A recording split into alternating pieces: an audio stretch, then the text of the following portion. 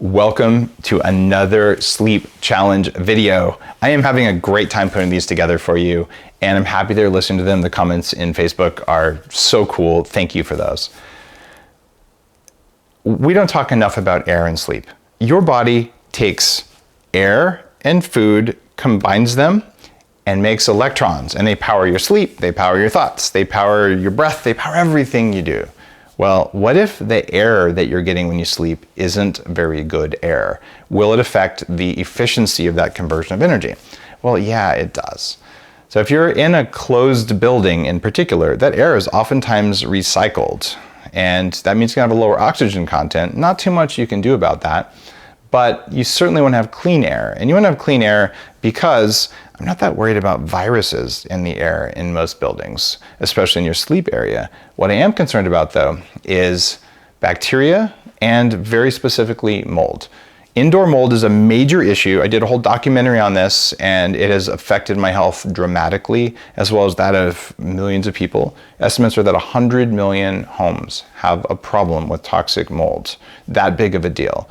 Every house I've ever purchased had toxic mold that had to be remediated before it was safe to move in. Could I have moved in? Yes. Would it have affected my inflammation? Yes. Does inflammation cause snoring? Yes. And does it lower sleep quality? Yes.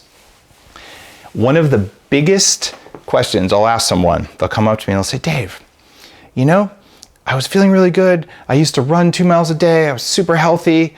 And then about 6 months ago or a year ago, I just noticed I was tired all the time, and I feel like my sleep went all to hell, and I started having these weird dreams. I'm like, stop.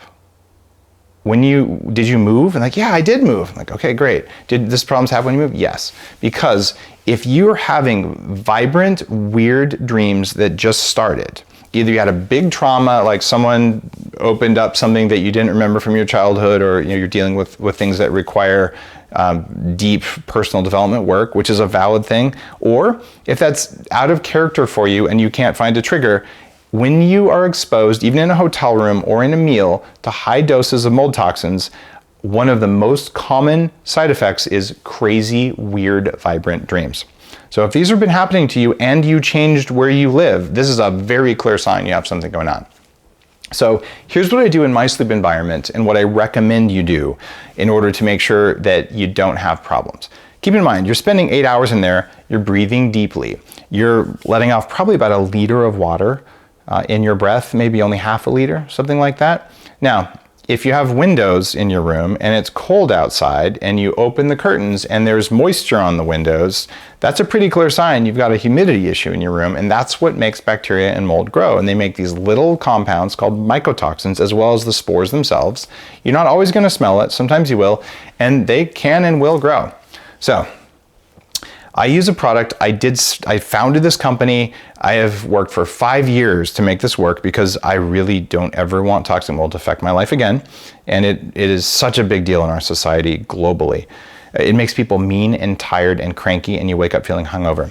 So Homebiotic is the product, and it's a $29 thing. It covers 1,500 square feet. You don't have to spray it on a daily basis, but you inoculate a room with healthy soil bacteria that are the natural enemy of mold, so that if you do get moisture in your sleeping space, you don't have to worry about it. Now, that said, I also put an air filter in there. And a HEPA air filter works really well. You can buy those all over the place. The problem is they're loud.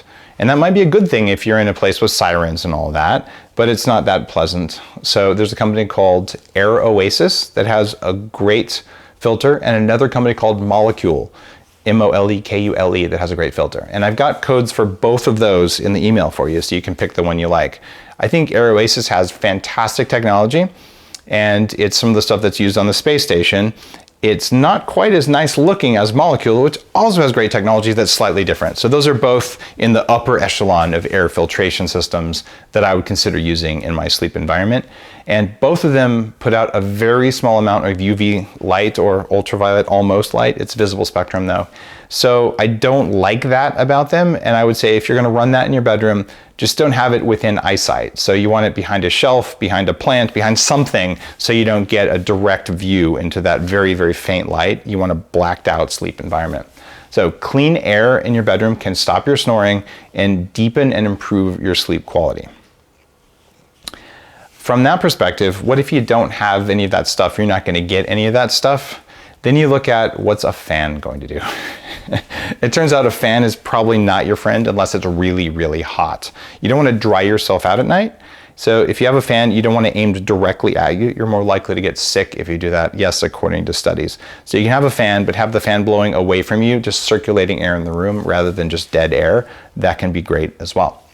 And there's nothing like opening a window, except it may let a lot of light in. And there you just got to go with temperature control, fresh air requirements, and if you can swing it, an air filter is a really good investment for your long-term sleep health.